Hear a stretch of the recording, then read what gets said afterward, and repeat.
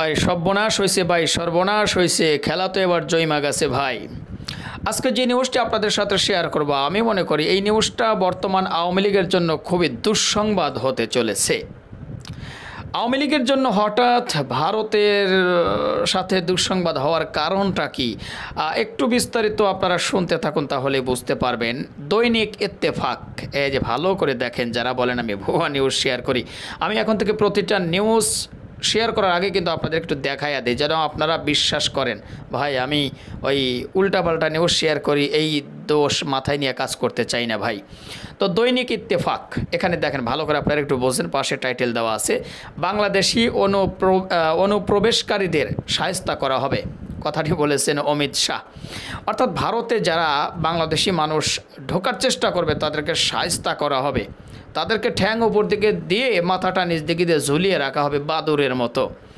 তো এই জন্যই আওয়ামী লীগের জন্য বর্তমান দুঃসংবাদ। আমি এই জন্যই বলছি, কারণ আওয়ামী লীগ সভাপতি সাবেক প্রধানমন্ত্রী শেখ হাসিনা দেশ ত্যাগ করার পরে, অর্থাৎ দেশ থেকে পদত্যাগ করে 5ই আগস্ট যখন বাংলাদেশ ছেড়ে চলে গেছে, তারপর থেকে কিন্তু অনেক আওয়ামী লীগের নেতাকর্মীরা, এমপি মন্ত্রীরা এবং কি অনেক পুলিশ কর্মকর্তারাও কিন্তু দেশ ছেড়ে ভারতে পালিয়েছে, এবং অনেক ভারতে পালিয়ে যাওয়ার সময় ধরাও পড়েছে, অনেক মৃত্যুবরণও করেছে, এরকম ঘটনা ঘটেছে। তো এখনও অনেকেই ভারতে যাওয়ার চিন্তা ভাবনা করছে। তো ভাই তারা হয়তো ভাই কট খাইছে, আর যেতে পারবেন না। একটু বিস্তারিত আপনাদেরকে পড়ে শোনাই, আর হ্যাঁ ভিডিওটা শেয়ার করে দেবেন, আর আমাদের পেজ নাসির অফিসিয়ালে নতুন হলে ফলো করবেন। চলুন একটা লাইক দিয়ে মূল নিউজে চলে যাই। বাংলাদেশি অনুপ্রবেশকারীদের উল্টো করে ঝুলিয়ে শায়েস্তা করার হুমকি দিয়েছেন ভারতের কেন্দ্রীয় স্বরাষ্ট্রমন্ত্রী অমিত শাহ। উল্টো করে ভাই, ভালো করে সাবধান হয়ে যাও ভাই, ভারত যাইবে চিন্তা ভাবনা বাদ দিয়ে দাও ভাই। উপর দিক পাও দিয়ে, নিচ দিক মাথা দিয়ে কিন্তু ঝুলাই রাখবো, চাইলে নিচে আবার আগুন জ্বালাই দিয়ে তোমার রোজ বানাবে খায়া ফেলাবার পারে। দাদা বাবুরা অহংকারটা দিছে কি দেখছেন। শুক্রবার 20শে সেপ্টেম্বর ঝাড়খণ্ডের সাহেবগঞ্জ জেলায় পরিবর্তন যাত্রার উদ্বোধন উপলক্ষে এক সমাবেশে ভাষণ দেওয়ার সময় তিনি কথা বলেন। ভারতের সংবাদ মাধ্যম টেলিগ্রাফ ইন্ডিয়া এই খবর জানিয়েছে। অমিত শাহ বলেন, আমি আপনাদের সবাইকে ঝাড়খণ্ডে বিজেপি সরকার গঠনের আবেদন জানাতে চাই। আমরা প্রতিটি বাংলাদেশি অনুপ্রবেশকারীকে উল্টো করে ঝুলিয়ে সোজা করব। আহা, অমিত শাহ অভিযোগ করে আরও বলেন, এই জমি আদিবাসীদের, তবে এখানে অনুপ্রবেশকারীদের সংখ্যা বাড়ছে, আর আদিবাসীরা 44% থেকে 28% নেমে এসেছে। যেহেতু অনুপ্রবেশকারীরা জেএমএম, কংগ্রেস ও আরজেডির ভোট ব্যাংক, তাই অনুপ্রবেশকারীদের কল্যাণে নিযুক্ত রয়েছে। তাই এখানকার সরকার জনকল্যাণের পরিবর্তে অনুপ্রবেশকারীদের কল্যাণে নিযুক্ত রয়েছেন। লোকসভা নির্বাচনের আগে বিজেপি নেতারা সাঁওতাল গরগনায় উপজাতীয় জনসংখ্যার হ্রাস এবং বাংলাদেশি অনুপ্রবেশকারী জনসংখ্যার ক্রমবর্ধমান বৃদ্ধি নিয়ে সরব হয়েছিল। এবার অমিত শাহ তাদের বক্তব্যের পুনরাবৃত্তি করেছেন। তিনি বলেন, আমি ঝাড়খণ্ড হাইকোর্টে ধন্যবাদ জানাতে চাই যে এটি বাংলাদেশ থেকে অনুপ্রবেশের বিষয়টি তদন্তের জন্য একটি কমিটি গঠনের নির্দেশ দিয়েছে এবং কেন্দ্র শীঘ্রই এই তদন্তে ঝাড়খণ্ড সরকারের সহায়তায় একটি কমিটি গঠন করবে। এখন প্রিয় দর্শক শ্রোতা, শুনলেন তো, তাই না? পুরো নিউজটাই তো আপনারা শুনলেন।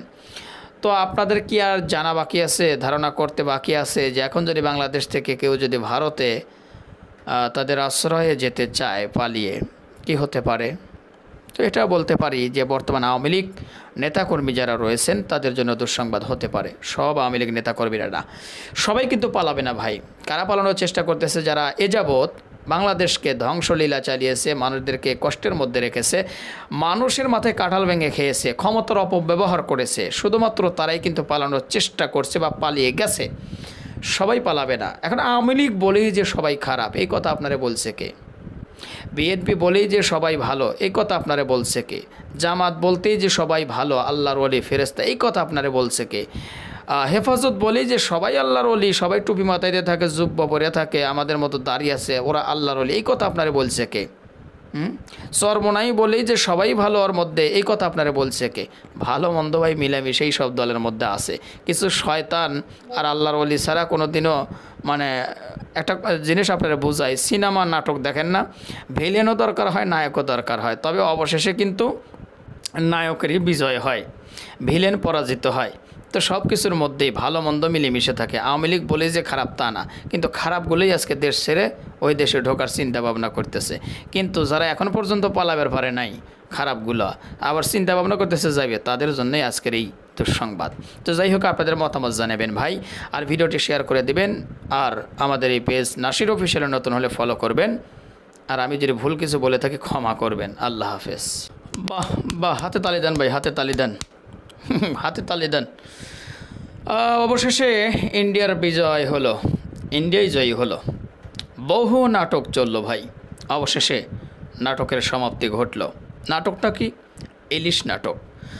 আমরা এতদিন যাবৎ শুনে আসছিলাম যে ভারতে বা ইন্ডিয়াতে দুর্গাপূজায় ইলিশ পাঠানো হবে না, অবশেষে শুধু পাঠানোই হবে। কতগুলো পাঠানো হবে ভাই? 3000 টন, মেট্রিক টন ইলিশ ভারতে যাবে। বাহ, এতদিন শুনে আসছিলাম যাবে না, আর এখন শুনছি যাবে আবার কত? 3000 টন। এর আগে শেখ হাসিনা পাঠিয়েছে 500 টন, আর এখন যাচ্ছে 3000 টন। তো হাতে তালি তো দিতেই হয়। এখন আসলে আসল কথায় আমার মনে হয় ভারতে ইলিশ দেওয়াই ভালো।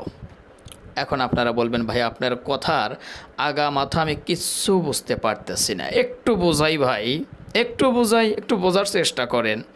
আচ্ছা, এই যে ভারতে ইলিশ যাবে না এই কথা বলার পরে আমার সোনার বাংলাদেশে আপনি ইলিশ খেয়েছেন কয়দিনে? আমি খাই নেই। ইলিশের দাম কমেছিল? ভালো করে বুঝেন ভাই, তারপরে আপনাদের কমেন্ট, আপনাদের কথা এই কমেন্ট বক্সে জানান। এই যে ভারতে ইলিশ যাবে না, এটা যখন আমরা শুনলাম, প্রাণী সম্পদ মন্ত্রণালয় থেকে যে শোনা গেল যে ভারতে ইলিশ পাঠাবে না, বাংলাদেশের জনগণ খাবে, এই কয়েকদিনে ইলিশের দাম কমেছিল? কমে নাই। ইলিশের দাম সেই আগের মতোই আগুন ছিল।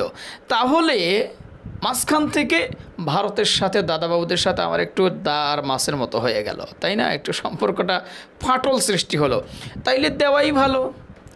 ভারতের যদি ইলিশ মাছ দেওয়ার পরে যেই দাম থাকে, না দিয়েও যদি সেই একই দাম থাকে, তাহলে ভারতে ইলিশ মাছ দেওয়াই ভালো। হুদাই হুদাই তাগোর সাথে ফাইট করে তো কোনো লাভ নাই।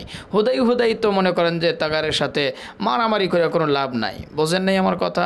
তো চলুন একটু বিস্তারিত আপনাদেরকে জানাই। আপনারা অনেকেই আবার আমারে বলেন আমি নাকি ভুয়া নিউজ শেয়ার করি। ভাই এই দেখেন, এই যে ভালো করে দেখেন, বাত্রা বাজার নিউজ পত্রিকা থেকে আপনাদের সাথে আমি একটু শেয়ার করতেছি। বিশ্বাস না হলে বাত্রা বাজার নিউজ পত্রিকা দেখেন, নিউজটা পাইবেন। লেখা হয়েছে বহু নাটকীয়তার পর 3000 মেট্রিক টন ইলিশ যাচ্ছে ভারতে। আর ভিডিওটি শেয়ার করে দেবেন সবাই, আর আপনাদের মতামত কিন্তু অবশ্যই জানাবেন। হ্যাঁ, আসন্ন দুর্গাপূজা উপলক্ষে ভারতে 3000 টন ইলিশ মাছ রপ্তানির অনুমোদন দিয়েছে বাণিজ্য মন্ত্রণালয়। শনিবার 21শে সেপ্টেম্বর বাণিজ্য মন্ত্রণালয়ের উপসচিব সুলতানা আক্তার স্বাক্ষরিত এক আদেশে এ তথ্য জানানো হয়। আদেশে বলা হয়, আসন্ন দুর্গাপূজা উপলক্ষে বিভিন্ন রপ্তানিকারকদের আবেদনের পরিপ্রেক্ষিতে নির্ধারিত শর্তাবলী পূরণ সাপেক্ষে 3000 মেট্রিক টন ইলিশ মাছ রপ্তানির অনুমোদন দেওয়া হলো। সংশ্লিষ্ট আবেদনকারীদের আগামী 24শে সেপ্টেম্বর বেলা 12টার মধ্যে বাণিজ্য মন্ত্রণালয়ের বরাবর উপসচিব রপ্তানির 2 শাখা, কক্ষ নং 127, ভবন 3, বাণিজ্য মন্ত্রণালয়, বাংলাদেশ সচিবালয়, ঢাকা আবেদন করতে বলা হয়েছে। উল্লেখিত তারিখের পর আবেদন গ্রহণযোগ্য হবে না। আর যারা আগেই আবেদন করেছেন তাদের নতুন করে আবেদন করার আর প্রয়োজন নেই। নতুন সরকার ভারতে ইলিশ রপ্তানি করবে কিনা এ নিয়ে বেশ কিছুদিন ধরে আলোচনা চলছে। এর মধ্যেই এমন সিদ্ধান্ত এলো। সাধারণত ইলিশ রপ্তানির অনুমতি দিয়ে থাকে বাণিজ্য মন্ত্রণালয়। তার আগে মৎস্য পানি সম্পদ মন্ত্রণালয় থেকে এ ব্যাপারে সুপারিশ আসতে হয়। তবে প্রাণী সম্পদ মন্ত্রণালয় এবার ভারতে ইলিশ রপ্তানি হবে না এমনটি ইঙ্গিত দিয়েছিল। এদিকে দেশের চাহিদা পূরণ না করে ভারতে ইলিশ যাবে না বলেও মন্তব্য করেছেন সংশ্লিষ্টরা। বেশ কিছুদিন ধরেই আলোচনায় ছিল ইলিশ। দেশের বিভিন্ন প্রান্তেও দিয়ে ভারতে ইলিশ পাচারের সময় বেশ কিছু ইলিশ আটক হয় বিজিবির হাতে। তাতে ঠিক স্বস্তির জায়গায় ছিল সাধারণ মানুষ। সাধারণ মানুষ নিশ্চিত ছিল এবার তাদের হাতের নাগারে থাকবে ইলিশের দাম। কিন্তু তাতেও তাদের স্বস্তি মেলেনি। গত কয়েকদিন যাবৎ ভারতে রপ্তানি না হলেও ইলিশের বাজারে ছিল আগুন। নিঃস্ব মধ্যবিত্ত মানুষের হাতের নাগালে আসেনি ইলিশের দাম। তার মধ্যে ভারতে রপ্তানি হওয়াতে ইলিশের বাজারে আরও আগুন লাগবে বলে মন্তব্য করছে অনেক ক্রেতারা। এখন আপনাদের মন্তব্যটা কি সেটাও তো জানায়া দেন ভাই। তো যাজ্ঞা ভাই, যা ইলিশ মাছ পাঙ্গাস মাছ যা মনলাই দিজ্ঞা ভাই, ওই চিন্তা ভাবনা করে লাভ নাই। সারা বছর একটা ইলিশ খাইবার পারি না ভাই, সারা বছর একটা ইলিশ খাইবার পারি না ভাই, তাতে কি মরিয়া গেছি ভাই? মরি নেই, তবে চিন্তা ভাবনা করছিলাম এখন মনে হয় ইলিশ খাইবার পারবো, সে চিন্তাটাও বাদ দিয়ে দিলাম, খাইলাম না ভাই ইলিশ। অন্তত 500 টাকা যদি কেজি হয় তালিকা আমাদের ইলিশ খাওয়া সম্ভব। 500-600 টাকা কেজি হলেই ওই 2000-2200 টাকা দিয়ে ইলিশ মাছ খাওয়ার মতো যোগ্যতা বা ওইভাবে জন্ম আমাদের ভাই হয় নাই। ভালো থাকবেন, ভিডিওখান শেয়ার করে দিন। আল্লাহ হাফেজ। ভাইরে ভাই, এটা কি শুনলাম? এই যে তোফাজ্জল হোসেন নামক একজন মানসিক ভারসাম্যহীন ব্যক্তিকে যে পিটিয়ে মারলো ঢাকা বিশ্ববিদ্যালয়ে, এবং যাদেরকে গ্রেপ্তার করা হয়েছে তারা কার লোক জানেন? হাসিনার লোক। তাহলে কি হাসিনার নির্দেশেই দেশে গণ্ডগোল পাকানোর জন্য এরকম পরিকল্পিতভাবে হত্যা করা হয়েছে? একটু বিস্তারিত আপনারা আজকের এই ভিডিওটি দেখতে থাকুন, শুনতে থাকুন, তাহলে হয়তো একটু খোলাসা হতে পারবেন বা বিস্তারিত জানতে পারবেন। কেন আমি কথাটা বললাম সেটি হলো, এই যে কালবেলা নিউজের একটা নিউজ আপনাদের সাথে আমি শেয়ার করে চলুন। এখানে বলা হয়েছে যে ডাবিতে হত্যাকাণ্ডের ঘটনায় আটক 6 জন এবং 6 জনের মধ্যে 5 জনই ছাত্রলীগের। কিছু কি বুঝতে পারতেছেন ঘটনা?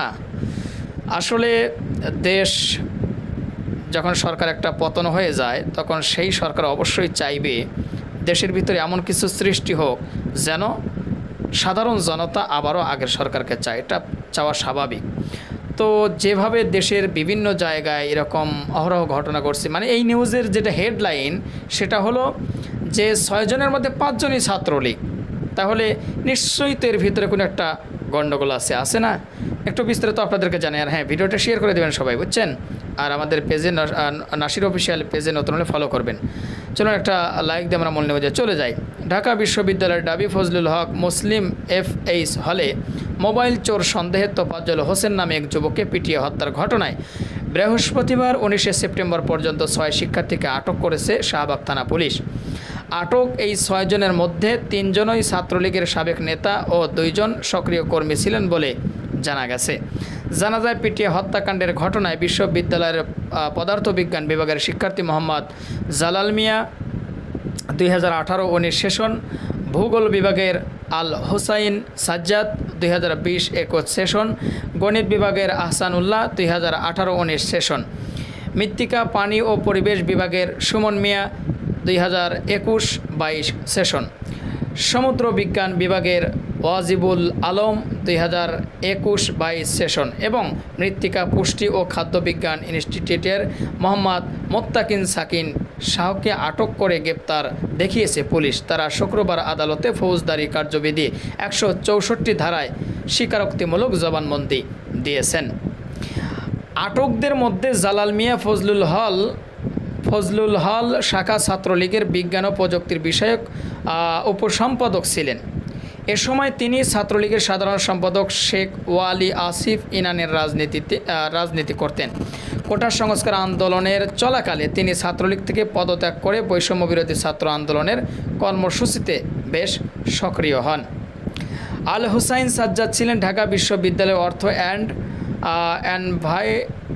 এনভায়রনমেন্টাল সায়েন্সে অনুষদ ছাত্রলীগের দপ্তর সম্পাদক। জানা গেছে, সাজ্জাদ ছাত্রলীগের সাধারণ সম্পাদক শেখ ওয়ালি আসিফ ইনানের অনুসারী হিসাবে ক্যাম্পাসে পরিচিত ছিলেন। আহসানুল্লাহ ছিলেন ফজলুল হল মুসলিম হল ছাত্রলীগের গণযোগাযোগ উন্নয়ন উপসম্পাদক। তিনি ছাত্রলীগের সভাপতি সাদ্দাম হোসেনের অনুসারী হিসাবে ক্যাম্পাসে পরিচিত ছিলেন। সাদ্দামকে জানেন তো ভাই? ছাত্রলীগের সভাপতি ছিল, উধাও। আচ্ছা, নাম প্রকাশে অনিচ্ছুক ফজলুল হক হলের শিক্ষার্থীরা কালবেলা নিউজকে বলেন, সুমন মিয়া ও আজিবুল আলম ঢাকা বিশ্ববিদ্যালয় ছাত্রলীগের সাধারণ সম্পাদক তানভীর হাসান সৈকতের একান্ত অনুগত সক্রিয় কর্মী হিসাবে হলে কাজ করেছেন। 5ই আগস্টের আগে তারা উভয়েই ব্যাচমেট ও জুনিয়রদের ওপর রাজনৈতিক প্রভাব খাটানোর চেষ্টা করতেন বলে শিক্ষার্থীদের দাবি তুলেছে। এর আগে বৃহস্পতিবার 19 সেপ্টেম্বর তোফাজ্জলকে পিটিয়ে হত্যায় বিশ্ববিদ্যালয়ের স্টেট অফিসের সুপারভাইজার মোহাম্মদ আমানুল্লাহ বাদী হয়ে শাহবাগ থানায় মামলা করেন। পরে বিকেলে ডাবির প্রক্টোরিয়াল টিম ও শিক্ষার্থীদের সহযোগিতায় অভিযুক্ত 6 জনকে গ্রেপ্তার করে পুলিশ। মামলার এজাহারে উল্লেখ করা হয়, গত বুধবার এক যুবক ঢাকা বিশ্ববিদ্যালয়ের ফজলুল হল মুসলিম হলের গেইটে সন্দেহজনকভাবে ঘোরাফেরা করলে বিদ্যালয়ের কিছু ছাত্র তাকে আটক করে প্রথমে ফজলুল হল মুসলিম হলের মূল ভবনের গেস্ট রুমে নিয়ে আসে। সে মোবাইল চুরি করছে বলে তাকে এলোপাতারি চরতাপ্পর ও কিল ঘুষি মারে। তাকে জিজ্ঞাসা করলে তার নাম তোফাজ্জল বলে জানায়। পরে সে মানবিক রোগী বুঝতে পেরে তাকে ফজলুল হল মুসলিম হলের ক্যান্টিনে নিয়ে খাবার খাইয়ে তাকে ফজলুল হল মুসলিম হলের দক্ষিণ ভবনে গেস্ট রুমে নিয়ে জানালার সাথে পিছনে হাত বেঁধে স্ট্যাম্প, হকিস্টি ও লাঠি দ্বারা উশৃঙ্খল কিছু ছাত্র বেধর মারধর করলে সে অচেতন হয়ে পড়ে। তার এ বিষয়টি বিশ্ববিদ্যালয়ের কয়েকজন আবাসিক শিক্ষককে জানালে তাদের সহায়তা অচেতন যুবককে ধরাধরি করে মেডিকেলে নিয়ে যায়। পরে ওই যুবককে ঢাকা মেডিকেল কলেজ হাসপাতাল জরুরি বিভাগে নিয়ে গেলে কর্তব্যরত চিকিৎসক প্রয়োজনীয় পরীক্ষা নিরীক্ষা করে বুধবার রাত 12:45 সময় তাকে মৃত ঘোষণা করেন। তো এই ছিল প্রিয় দর্শক শ্রোতা, আশা করি আপনারা তলের খবরটা একটু বুঝতে পেরেছেন। তো অবশ্যই আপনাদের মূল্যবান মতামতটা জানিয়ে দিবেন আর ভিডিওটা শেয়ার করে দেবেন। আর আমাদের পেজ নাসির অফিসিয়াল নতুন হলে ফলো করবেন। যারা হত্যার সাথে জড়িত তাদের কী শাস্তি হওয়া দরকার সেটা অবশ্যই কমেন্ট বক্সে জানান। ভালো থাকবেন, আল্লাহ হাফেজ। এতদিন আমরা জেনে আসছিলাম যে শেখ হাসিনা বাংলাদেশ থেকে 5ই আগস্ট পালিয়ে যাওয়ার পরে দিল্লির এমন একটা জায়গায় শেখ হাসিনাকে রাখা হয়েছে যেখানে শেখ হাসিনা কারোর সাথে কোনো যোগাযোগ করতে পারছে না এবং কি তার ছেলে মেয়ের সাথেও দেখা করতে পারছে না বা কথা বলতে পারছে না, এমনটাই কিন্তু আমরা জেনে আসছিলাম। আবার অনেকেই জানছিলাম যে শেখ হাসিনা দেশ থেকে পালিয়ে যাওয়ার পরে খুবই কষ্টের মধ্যে দিন কাটাচ্ছে দিল্লিতে। আসলেও কি তাই? ভুল ধারণা ভাই, ভুল ধারণা।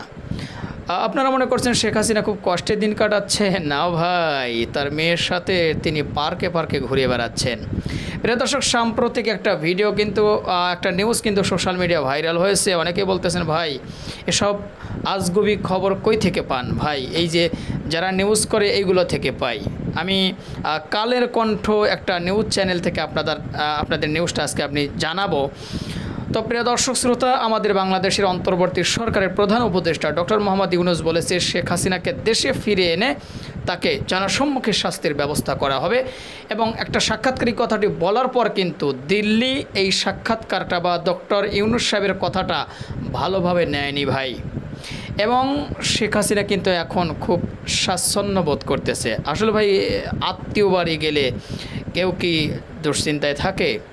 চলুন একটু বিস্তারিত আপনাদেরকে জানাই। দিল্লির পার্কে ঘুরে বেড়াচ্ছেন শেখ হাসিনা। দাঁড়ান, ভিডিওটা একটু শেয়ার করে দিবেন সবাই। প্রচুর পরিমাণে শেয়ার করে দেবেন। আমাদের পেজে নতুন হলে ফলো করে দিবেন।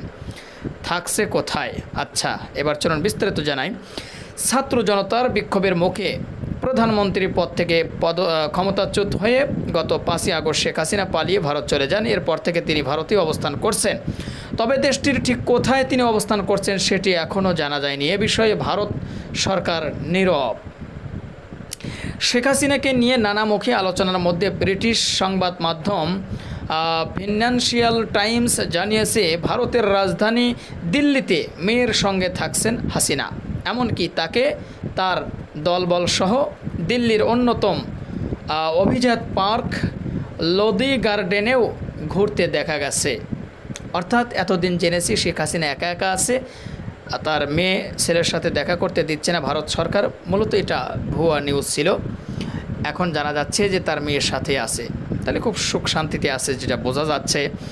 গতকাল বুধবার 18 সেপ্টেম্বর প্রকাশিত প্রতিবেদনে সংবাদ মাধ্যমটি বলেছে গত মাসে ছাত্র জনতার গণঅভ্যুত্থানে বাংলাদেশের স্বৈরাচারী প্রধানমন্ত্রী পালাতে বাধ্য হওয়ার পর থেকে নয়াদিল্লির নৈশভোজের অনুষ্ঠানগুলোতে যে ইস্যু আলোচনার বিষয় হয়ে উঠেছে তা হলো শেখ হাসিনা এখন কোথায়। গত 5ই আগস্ট বিক্ষোভকারীরা যখন তার ঢাকার বাসভবনের দিকে মিছিল সহকারে এগিয়ে যাচ্ছিল তখন হাসিনা পদত্যাগ করেন এবং বাংলাদেশি সামরিক বিমানে করে ভারতের গাজিয়াবাদের কাছে একটি বিমান বাহিনীর ঘাঁটিতে নামেন। নরেন্দ্র মোদী সরকার তখন থেকে নিশ্চিত করেছে তিনি ভারতে আছেন। তবে হাসিনার বিষয়ে আর কিছু বলতে বরাবরই অস্বীকার করেছে ভারতীয় সরকার। তবে এটি হাসিনার অবস্থান নিয়ে জল্পনা কল্পনা বন্ধ করতে পারেনি। বিভিন্ন মাত্রার বিশ্বাসযোগ্যতার সঙ্গে ভারতের এই আড্ডাবাজ ক্লাসের সদস্যরা ব্যক্তিগতভাবে দাবি করছেন ক্ষমতাচ্যুত সাবেক এই প্রধানমন্ত্রী ভারতীয় সরকারের একটি সেফ হাউসে রয়েছেন। তিনি তার মেয়ে সাইমা ওয়াজেদের সঙ্গে থাকছেন, যিনি চলতি বছরের ফেব্রুয়ারিতে বিশ্ব স্বাস্থ্য সংস্থা দিল্লি ভিত্তিক পদে আঞ্চলিক চাকরি নিয়েছেন। এমনকি তাকে অর্থাৎ হাসিনাকে তার দলবলের সঙ্গে দিল্লির অন্যতম সেরা পার্ক লোধি গার্ডেনে ঘুরে বেড়াতেও দেখা গেছে। আওয়ামী লীগ যখন বাংলাদেশের শাসন ক্ষমতায় ছিল তখন হাসিনার শীর্ষ বিদেশি সমর্থন ছিল মোদী সরকার। হাসিনা পালিয়ে আসার কথা স্বীকার করলেও সাবেক এই প্রধানমন্ত্রীর অবস্থান বা অন্যান্য বিষয়ে নীরবতা বজায় রেখেছে তারা। দিল্লির দেশি বিদেশি সংবাদ মাধ্যমগুলো বেশিরভাগই এমন দাবিও করা বন্ধ করে দিয়েছে যে ক্ষমতাচ্যুত পরবর্তী সময়ে তারা শেখ হাসিনার প্রথম সাক্ষাৎকার পাবে। এর কয়েকটি কারণ রয়েছে। হাসিনার পতনের পর ক্ষমতা গ্রহণ করা ডক্টর মোহাম্মদ ইউনূসের নেতৃত্বাধীন অন্তর্বর্তী সরকার গত জুলাই আগস্ট আন্দোলন বিক্ষোভের সময় শত শত মানুষের হত্যাকাণ্ডের জন্য তাকে দায়ী করছে। ভারত ও বাংলাদেশের মধ্যে একটি প্রত্যর্পণ চুক্তিও রয়েছে, যা 2013 সালে হাসিনা নিজের সরকারের সময়েই স্বাক্ষরিত, যেটি তত্ত্বগতভাবে হাসিনার বিরুদ্ধে ব্যবহার করা যেতে পারে যদি বাংলাদেশের নতুন সরকার তাকে গ্রেপ্তার করতে চায়। প্রিয় দর্শক শ্রোতা, আশা করি এবার আপনারা বিস্তারিত সব কিছু জানতে পেরেছেন। এতদিন আপনারা যা জেনে এসেছেন সবই কিন্তু ভাই উল্টাপাল্টা খবর। আসলে ভারতের কিছু কিছু মাধ্যম কোন খবরটা যে আমাদের জানাচ্ছে ভাই, সেটা এখন পর্যন্ত আমরা বুঝতে পারছি না। তবে বুবুজান খুব শান্তিতে মনে হয় আছে, যেটা আমরা জানতে পারলাম। এখন প্রিয় দর্শক শ্রোতা, তাকে দেশে আনার জন্য ব্যবস্থা নেওয়া হচ্ছে সরকারিভাবে, তাকে দেশে এনে শাস্তি দেওয়ার কথা জানানো হচ্ছে। তো আপনার কি মতামত? শেখ হাসিনা স্বৈরাচার দেশে থাকাকালীন যতগুলো অন্যায় অত্যাচার করেছে, এক কথায় যত মানুষকে হত্যার পিছনে তার দায় রয়েছে এবং শত শত মামলা কিন্তু তার বিরুদ্ধে পর্যন্ত হয়েছে। তিনি একটা কথা বলেছিল যে আমি টপ করে বাংলাদেশে ঢুকে যাব। তো আপনার কি মনে হয় বাংলাদেশে টপ করে শেখ হাসিনা ঢুকতে পারবে? আর ঢুকলে তার পরিস্থিতিটা কেমন হবে একটু কমেন্ট বক্সে জানান। আর ভিডিওটা শেয়ার করে দেন। আমাদের পেজ নাসির অফিসিয়াল নতুন হলে ফলো করে দেন। যারা করেছেন তাদের ধন্যবাদ। ভালো থাকবেন। আল্লাহ হাফেজ। আসসালামু আলাইকুম দর্শক, ইতিমধ্যে একটা ঘটনা আপনারা হয়তো খুব ভালো করে জেনে গিয়েছেন। আজকে কিন্তু বাংলাদেশের জাতীয় মসজিদ বাইতুল মোকাররমের সংঘর্ষ হয়েছে এবং সংঘর্ষটা কেন হলো, কিভাবে শুরু হলো, প্রিয় দর্শক একটু ধৈর্য ধরে আজকের এই ভিডিওটি আপনারা দেখতে থাকুন। আশা করি বিস্তারিত আপনারা জানতে পারবেন, বিস্তারিত আপনাদেরকে জানানোর চেষ্টা করব। অনেকেই আমাকে বলেন আমি নাকি ভুয়া নিউজ শেয়ার করি, তাই আপনাদেরকে প্রমাণ সহকারে আগে দেখাচ্ছি। এই যে এই নিউজটাই চলুন আপনাদেরকে একটু শোনাই। জানা গেল বাইতুল মোকাররমের সংঘর্ষের কারণ। আর হ্যাঁ, সবাইকে বলবো নিউজটি শেয়ার করে দেবেন আর আমাদের পেজে নতুন হলে ফলো করবেন। চলুন মূল নিউজে চলে যাই।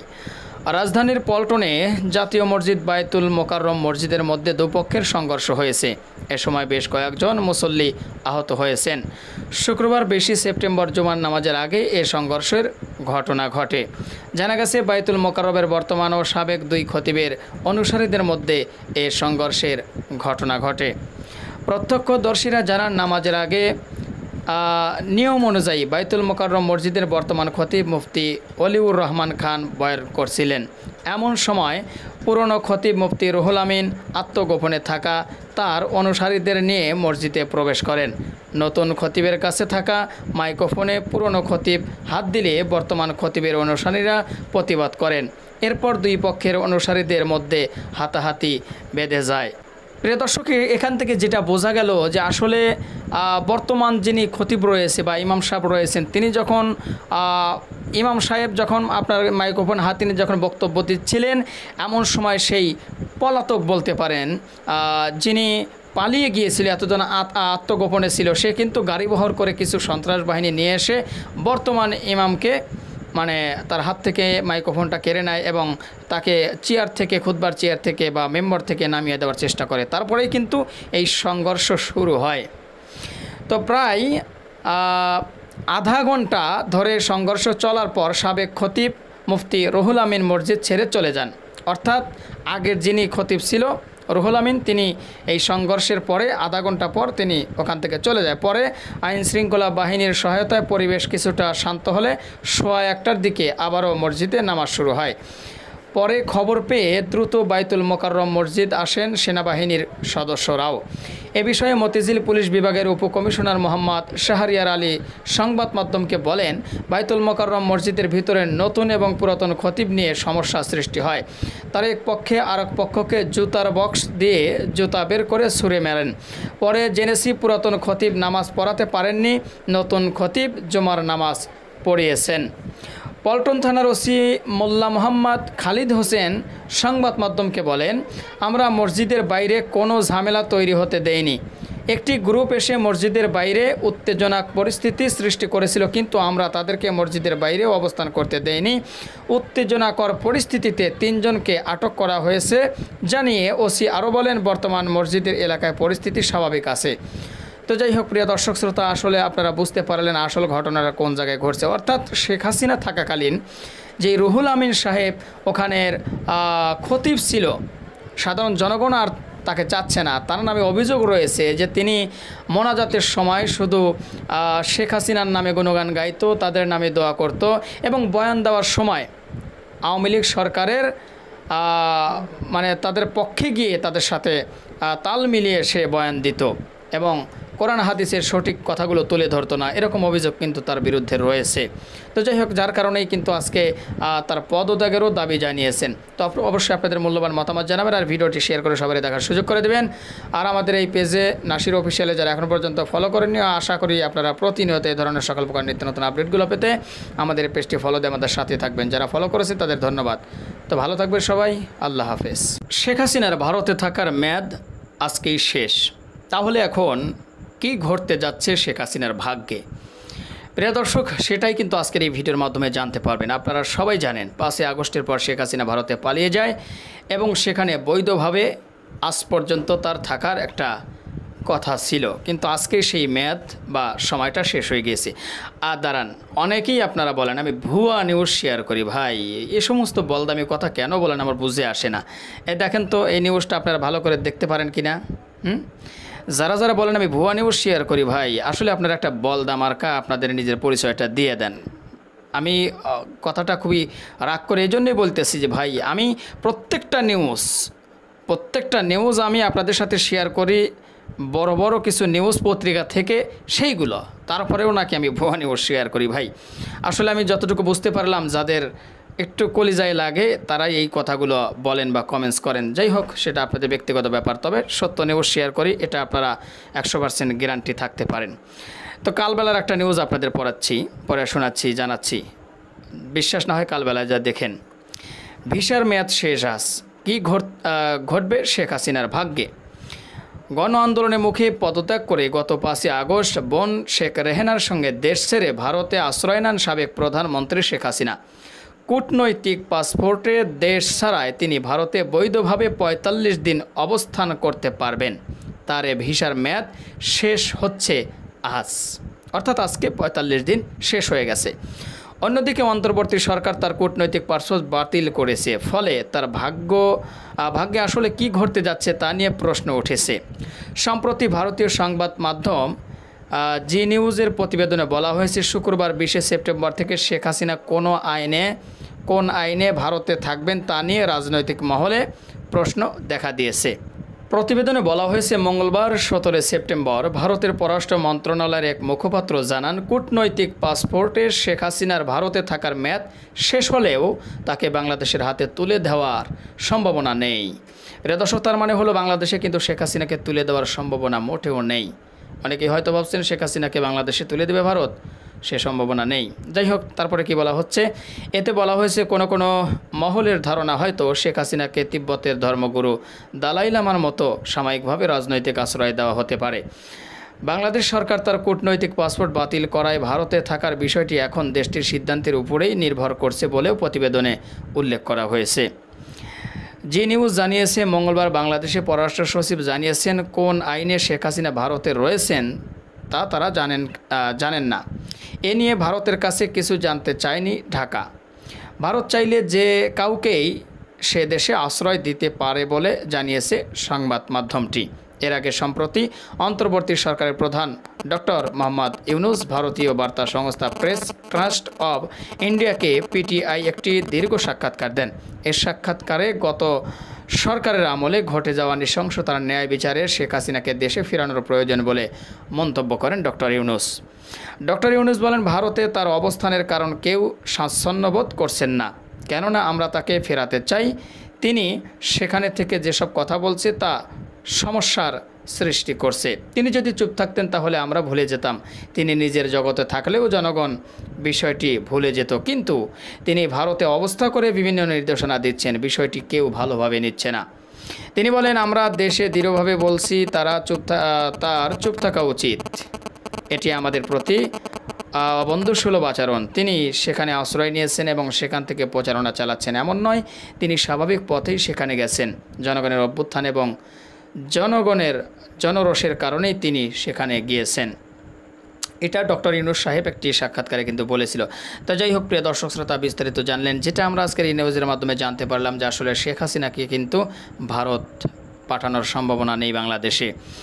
তো যাই হোক, আপনাদের কিছু বলার থাকলে অবশ্যই সেটি কমেন্ট বক্সে জানিয়ে দিন আর ভিডিওটি শেয়ার করে দিন। আর আমাদের এই পেজ নাসির অফিসিয়ালের নতুন হলে ফলো করুন। যারা ফলো করে দিয়েছেন তাদের ধন্যবাদ। সবাই ভালো থাকবেন, সুস্থ থাকবেন। আবার দেখাবো কথা হবে নতুন করে টপিক, নতুন করে ভিডিও নিয়ে। আল্লাহ হাফেজ। মানে কি এগুলো কি চলছে ভাই? একটা মানুষকে কিভাবে মানুষ এভাবে পিটিয়ে হত্যা করতে পারে? একবার ভাত খাওয়ায় আবার মারে, ভাত খাওয়ায় আবার মারে, ভাত খাওয়ায় আবার মারে। এভাবে একটা মানুষকে কিভাবে পিটিয়ে হত্যা করতে পারে? এরা কিভাবে একটা মেধাবী স্টুডেন্ট হতে পারে আমার বুঝে আসে না। এটা আসলে এই অধিকারটা আসলে তাদের দিলটাকে। সে যদি চোরও হয়ে থাকে, একজন চোরকে পিটিয়ে হত্যা করার অধিকার কি আপনার আছে? একজন চোরকে পিটিয়ে মেরে ফেলার ক্ষমতা কি, পাওয়ার কি আপনাকে দেওয়া হয়েছে? দেশে কি কোনো আইন নাই? দেশে কি কোনো প্রশাসন নাই? দেশে কি কোনো সরকার নাই? দেশে আইন থাকলে, দেশে প্রশাসন থাকলে তাদের হাতে তুলে দিবেন সে যদি চুরি করে থাকে। আর একজন চোরের শাস্তি কি তাকে পিটিয়ে হত্যা করা? প্রিয় দর্শক, ইতিমধ্যে কিন্তু আমরা সবাই জেনে গিয়েছেন ঢাকা বিশ্ববিদ্যালয়ে কিন্তু একটা ঘটনা ঘটেছে, আর এটা নিয়েই কিন্তু এখন সোশ্যাল মিডিয়া তোলপাড়। মানে মানুষের মধ্যে এখন ভাই হায়না বসবাস করতেছে। হ্যাঁ, একটা হায়না যখন জঙ্গলের ভিতরে একটা হরিণের বাচ্চাকে পায় বা একটা হরিণ পায়, হায়নাগুলো যেমন চারদিক দিয়ে ঘেরাও করে এবং সেই হরিণকে ছিঁড়ে ছিঁড়ে খায়, ঠিক এরকমই ঘটনা ঘটেছে তোফাজ্জলের সাথে। তোফাজ্জলের মা নাই, তোফাজ্জলের বাবা নাই, তোফাজ্জলের ভাই নাই। একটা ভাই ছিল, সে ভাইটা এসআই ছিল, সেও কিন্তু ক্যান্সারে আক্রান্ত হয়ে মারা গেছে। তোফাজ্জলের মা কি যেন একটা অসুস্থ হয়ে মারা গেছে। তোফাজ্জলের বাবা অ্যাক্সিডেন্টে মারা গেছে। একটা মানুষের পরিবারে কেউ নাই, সব মারা গেছে। সে ব্যক্তিটা অবশেষে পাগল হয়ে গেছে। তার পরিবার থেকে তার মামাতো বোন সব কিছু সাক্ষাৎকারে বলেছে এবং তার মামাতো বোনের কাছ থেকে 35,000 টাকা দাবি করা হয়েছিল, যারা তোফাজ্জলকে পিটিয়ে মেরেছে, যে 35,000 টাকা দিলে তোফাজ্জলকে ছেড়ে দেব, নইলে আরও মারব। এবং আরোই মারলো এবং মারতে মারতে দুনিয়া থেকে বিদায়ী করে দিল। এটা কি স্বাধীনতা ভাই? এটা কি স্বাধীনতা? একটা মানুষকে এভাবে পিটিয়ে হত্যা করা হবে, এটা কোন ধরনের স্বাধীনতা আমরা বুঝে আসে না। প্রিয় দর্শক, আমি একটা নিউজ থেকে আপনাদেরকে বিস্তারিত সব কিছু জানাবো। তোফাজ্জলের মামাতো বোন, সেই মেয়েটি অবশেষে সাক্ষাৎকারে সব কিছু জানিয়েছে মিডিয়াকে, যে যারা তোফাজ্জলকে পিটিয়ে হত্যা করেছে এবং একবার ভাত খাওয়ায় আবার মারে, ভাত খাওয়ায় আবার মারে, এগুলো আবার ছবি তুলে প্রকাশও করেছে।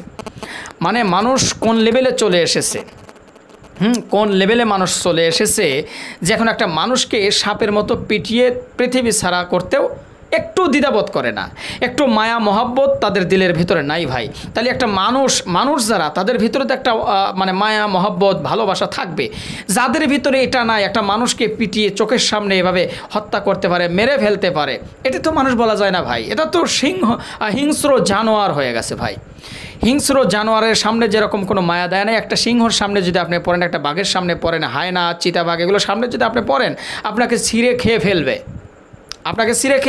তারা দ্বিধাবোধ করবে না যে আপনি কে, আপনি বাঁচার জন্য কাকুতি মিনতি করছেন, চিন্তা ভাবনা করবে না।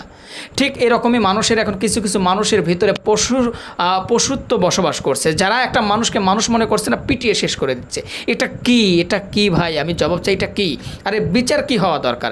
একটা চোর যদি চুরি করে, সে যদি চোর হয়ে থাকে, তাকে চোর সাব্যস্ত করে নাকি পিটিয়ে মারা হয়েছে? আমার কথা হলো, সে যদি চোরই হয়ে থাকে অবশ্যই তাকে আপনারা প্রশাসনের হাতে তুলে দেন। বর্তমানে আমাদের দেশের সেনাবাহিনীর হাতে ক্ষমতা দেওয়া হয়েছে, গত 2 দিন হলো, তাদের হাতে আপনারা তুলে দেন, সেনাবাহিনী তার ব্যবস্থা নেবে। কিন্তু এখন তো বেরিয়ে আসতেছে অন্য কথা, যাকে মারা হয়েছে সে তো আসলে চোর না, সে একটা পাগল ছিল। তার সব কিছু, মানে এক কথা নিঃস্ব একজন ব্যক্তি ছিল তোফাজ্জল, সব কিছু হারিয়ে সে এখন রাস্তার পাগল। এবং কি তার মামাতো বোন জানিয়েছে যে এমনও সময় থাকতো যে সে পরনের লুঙ্গিটাও রাখতো না, ল্যাংটা হয়ে ঘুরে বেড়াতো।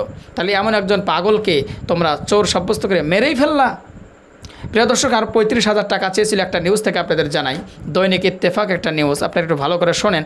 আর আপনাদের মতামতগুলো কিন্তু অবশ্যই আজকের ভিডিওর কমেন্ট বক্সে একটু জানিয়ে দিন, একটু জানিয়ে দিন। 35,000 টাকা দিয়ে ওরে ছাড়ায় নেন, না হলে আরও মারব। এটা তোফাজ্জলের মামাতো বোন রে বলছিল। তো চলুন আপনাদেরকে একটু বিস্তারিত নিউজটা পড়ে শোনাই।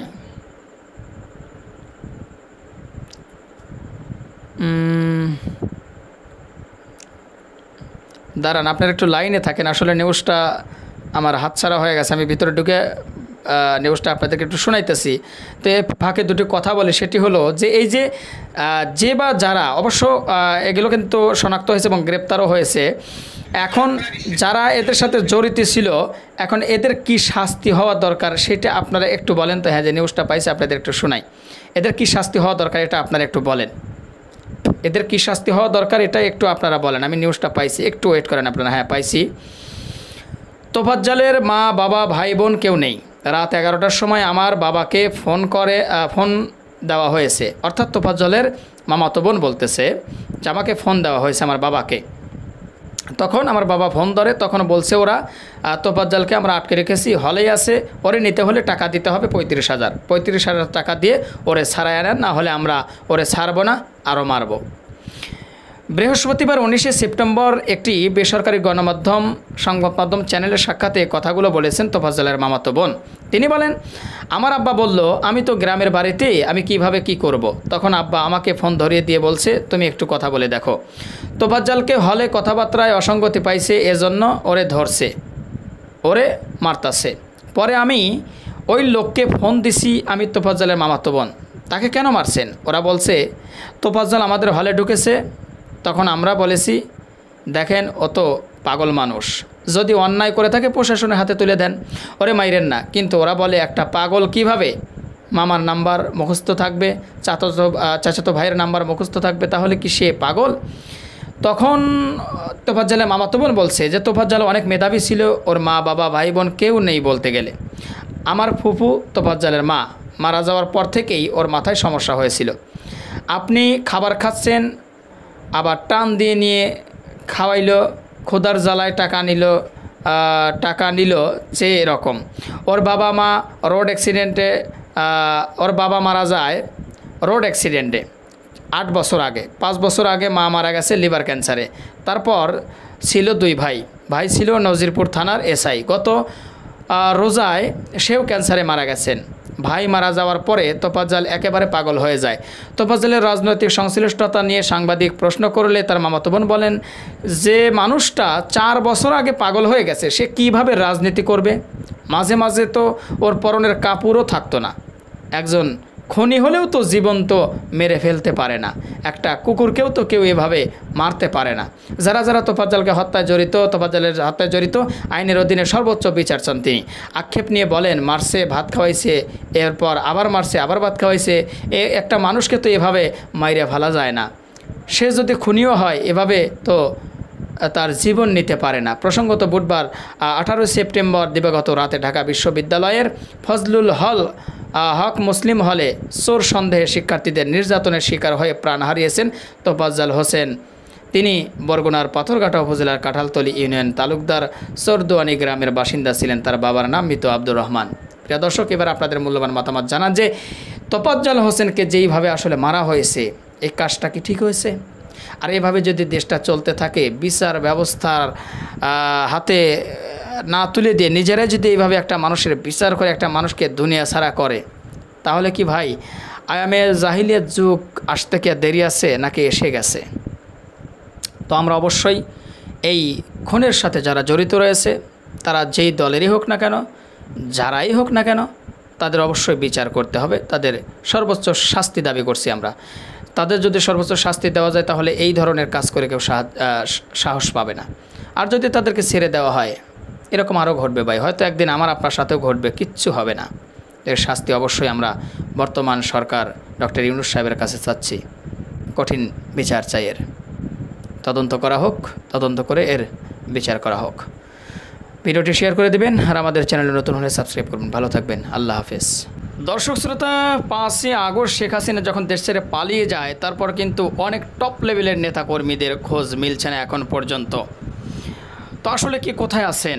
দেশে আছে নাকি উড়াল দিয়ে দেশ ছেড়ে চলে গেছেন? ইতিমধ্যে কিন্তু খোঁজ মিলেছে, কিছু দেশে আছে, পালানোর চেষ্টা করছে, আবার কিছু উড়াল দিয়ে চলে গেছে। সবচাইতে যার কথাটা বেশি উঠে আসে কয়েকজন ব্যক্তি, যেমন সর্বপ্রথম হলো আওয়ামী লীগ সাধারণ সম্পাদক ওবায়দুল কাদের সাহেবের কথা। তিনি আসলে হঠাৎ করে উধাও হয়ে গেলেন। শেখ হাসিনার পালানোর 2 দিন আগে থেকে কিন্তু তার জবান বন্ধ, তার চেহারাটা আর সোশ্যাল মিডিয়ায় দেখা যায় নাই। কারণ সবসময় কিন্তু কাউকে দেখা যাক বা না যাক, আওয়ামী লীগের সাধারণ সম্পাদক ওবায়দুল কাদেরকে দেখা যেত, সে কিন্তু বলতো পালাবো না। সেই পালিয়ে গেল নাকি দেশে আছে? চলুন একটু বিস্তারিত আপনাদেরকে জানি, তাহলে সব কিছু বিস্তারিত জানতে পারবেন। তো সবাইকে বলবো ভাই, ভিডিওটি শেয়ার করে দেবেন, আর আমাদের এই পেজ নাসির অফিসিয়াল নতুন হলে ফলো করবেন। চলুন একটা লাইক দিয়ে আমরা মূল নিউজ শুরু করছি। গণ অভ্যুত্থানের মুখে শেখ হাসিনা দেশ ছেড়ে যাওয়ার পর কার্যত দিশেহারা হয়ে পড়েন আওয়ামী লীগের নেতাকর্মীরা। দলের পক্ষ থেকে কোনো নির্দেশনা না আসায় প্রথমে দেশের বিভিন্ন স্থানে আত্মগোপনে চলে যান তারা। কয়েকদিনের মধ্যেই দেশ ছাড়তে শুরু করেন সাবেক সরকারের আমলের নেতাকর্মীরা। শেখ হাসিনার সরকারের পতনের পর পেরিয়ে গেছে 1 মাসেরও বেশি সময়। এখনও আওয়ামী লীগের অনেক নেতাকর্মী, সাবেক মন্ত্রী ও সংসদ সদস্য অবৈধভাবে দেশ ত্যাগের চেষ্টা করছেন। যারা পালিয়ে গেছেন বা পালানোর চেষ্টায় আছেন, তাদের প্রায় সবাই হত্যাসহ বিভিন্ন মামলার আসামি। এ অবস্থায় প্রশ্ন উঠেছে, সরকার পতনের এতদিন পরও কীভাবে এসব ব্যক্তি দেশ ছেড়ে পালাতে পারছেন? আওয়ামী লীগের অনেক নেতাকর্মী ইতিমধ্যে দেশ ছেড়ে পালিয়ে গেছেন। পালাতে গিয়ে সীমান্তে ধরাও পড়েছেন কেউ কেউ। সীমান্ত পার হতে গিয়ে মৃত্যুর ঘটনাও ঘটেছে। এছাড়া পরিস্থিতি আঁচ করতে পেরে 5ই আগস্টের কিছুদিন আগে বিদেশে পাড়ি জমিয়ে আর দেশে ফেরেননি আওয়ামী লীগের বিভিন্ন পর্যায়ের এমন 13 নেতাও রয়েছেন। 5ই আগস্টের পর দেশ ছেড়েছেন আওয়ামী লীগের এমন অন্তত 15 কেন্দ্রীয় নেতা। সাবেক মন্ত্রী ও সংসদ সদস্যদের নাম বিভিন্ন সূত্র থেকে জানা গেছে। অবৈধ পথে দেশ ছাড়ায় ইমিগ্রেশন বিভাগের নথিতে তাদের দেশ ত্যাগের তথ্য নেই। এর বাইরে আওয়ামী লীগ, যুবলীগ, ছাত্রলীগ এবং অন্যান্য সংগঠনের সাবেক ও বর্তমান নেতাদের মধ্যে অন্তত 27 জনের বেশি দেশ ছাড়ার খবর জানা গেছে। তবে দেশ ছেড়ে পালানো ব্যক্তিদের প্রকৃত সংখ্যা কয়েকশো হবে বলে ধারণা করা হচ্ছে। সংশ্লিষ্ট একাধিক সূত্র থেকে জানা গেছে, গত সপ্তাহে সাবেক স্বরাষ্ট্রমন্ত্রী আসাদুজ্জামান খান কামাল, সাবেক বস্ত্র ও পাটমন্ত্রী জাহাঙ্গীর কবির নানক, আওয়ামী লীগের যুগ্ম সাধারণ সম্পাদক সাবেক সংসদ সদস্য আফাম বাহাউদ্দিন নাসিম সীমান্ত পাড়ি দিয়েছেন। আর 5ই আগস্টের ঠিক পরপরই দেশ ত্যাগ করেছেন সাবেক পররাষ্ট্রমন্ত্রী হাসান মাহমুদ, সাবেক স্থানীয় সরকার মন্ত্রী মোহাম্মদ তাজুল ইসলাম, সাবেক শিক্ষামন্ত্রী মহিবুল হাসান চৌধুরী নওফেল, সাবেক তথ্য প্রতিমন্ত্রী মোহাম্মদ আলী আরাফাত, সাবেক সংসদ সদস্য আলাউদ্দিন আহমেদ নাসিম ও আলোচিত আওয়ামী লীগ নেতা নারায়ণগঞ্জ সংসদ সদস্য শামীম ওসমান সহ অনেকেই। এখানে একটা কিন্তু এই যে আপনার আরাফাত কিছুদিন পূর্বে দেখলাম তাকে গ্রেপ্তার করা হয়েছে, ধরা পড়েছে, এবং হিরো আলম কিন্তু পচা ডিম নিয়ে রেডি ছিল, এখন আবার বলতেছে যে পালিয়ে গেছে। ভাই কী যে হচ্ছে, আর কারাই বা তাদের দেশ ছেড়ে পালানোর সাহায্য করছে, আল্লাহ পাকি ভালো জানে। তো আওয়ামী লীগের সাধারণ সম্পাদক ও সড়ক পরিবহন এবং সেতু মন্ত্রী ওবায়দুল কাদের, যুগ্ম সাধারণ সম্পাদক মাহবুবুল আলম হানিফ, সাবেক মন্ত্রী শামো রেজাউল করিম সহ কেন্দ্রীয় আওয়ামী লীগের আরও বেশ কয়েকজন নেতার দেশ ছাড়ার গুঞ্জন রয়েছে, তবে তাদের বর্তমান অবস্থা সম্পর্কে নিশ্চিত হওয়া যায়নি। অন্যদিকে ঢাকা দক্ষিণ সিটি কর্পোরেশনের মেয়র শেখ ফজলিনুর তাপস 3 আগস্ট রাতে পরিবার সহ দেশ ছাড়েন। তিনি ঢাকা থেকে সিঙ্গাপুর যান, তার পরিবার পৃথক ফ্লাইটে লন্ডনে। তাপসীর ভাই যুবলীগের চেয়ারম্যান শেখ ফজলে শামস পরশ সরকার পতনের কয়েকদিন আগে 31শে জুলাই যুক্তরাষ্ট্র থেকে দেশে ফিরেছিলেন। তিনি দেশে আছেন বলে জানা গেছে। সাবেক অর্থমন্ত্রী হ.ম. মোস্তফা কামালও আন্দোলনের সময় সপরিবারে সিঙ্গাপুরে চলে যান। এছাড়া এখনও পর্যন্ত আওয়ামী লীগের আরও যেসব নেতারা দেশ ত্যাগের খবর পাওয়া গেছে তাদের মধ্যে রয়েছেন রাজশাহী সিটি কর্পোরেশনের সাবেক মেয়র ও সভাপতিমণ্ডলীর সদস্য এইচ.এম. খায়রুজ্জামান লিটন, শেখ হাসিনার সাবেক বিশেষ সহকারী বিপ্লব বড়ুয়া, সমাজ কল্যাণ বিষয়ক সম্পাদক আমিনুল ইসলাম ও কার্যনির্বাহী সদস্য নির্মল কুমার চ্যাটার্জি। এছাড়া সাবেক নৌ পরিবহন প্রতিমন্ত্রী খালিদ মাহমুদ চৌধুরী, কুমিল্লা সদর আসনের সাবেক সংসদ সদস্য আকম বাহাউদ্দিন বাহার ও তার মেয়ে কুমিল্লা সিটি কর্পোরেশনের সাবেক মেয়র তাহসিন বাহার এবং ফেনীর সাবেক সংসদ সদস্য নিজাম হাজারি দেশ ছেড়েছেন বলে জানা গেছে। তো যাই হোক প্রিয় দর্শক শ্রোতা, ইতিমধ্যে কিন্তু আপনারা বিস্তারিত জানতে পারলেন আসলে কারা কারা দেশ ছেড়ে পালিয়ে গিয়েছে। এ তালিকায় আরও রয়েছেন ছাত্রলীগের সভাপতি সাদ্দাম হোসেন। আহারে বেচারাটা কতই বাড়াবাড়ি করেছিল এক সময়। সাধারণ সম্পাদক শেখ ওয়ালি আসিফ ইনান, ঢাকা বিশ্ববিদ্যালয় ছাত্রলীগের সভাপতি মাজহারুল কবির শয়ন, ঢাকা মহানগর উত্তর ছাত্রলীগের সভাপতি রিয়াজ মাহমুদ, যুবলীগের প্রচার ও প্রকাশনা সম্পাদক জয়দেব নন্দী। তো যাই হোক প্রিয় দর্শক শ্রোতা, আশা করি আপনারা বিস্তারিত জানতে পেরেছেন বা বুঝতে পেরেছেন। অবশ্যই আপনাদের মূল্যবান মতামত জানাবেন আর ভিডিওটি শেয়ার করে সবাই দেখার সুযোগ করে দেবেন। আর আমাদের পেজ নার্সির অফিসিয়ালে নতুন হলে প্রতিনিয়ত এই ধরনের সকল প্রকার নিত্য নতুন আপডেট নিউজগুলো পেতে আমাদের এই পেজটি ফলো দিয়ে আমাদের সাথে থাকবেন। যারা করেছেন তাদের ধন্যবাদ। ভালো থাকবেন সবাই। আল্লাহ হাফেজ।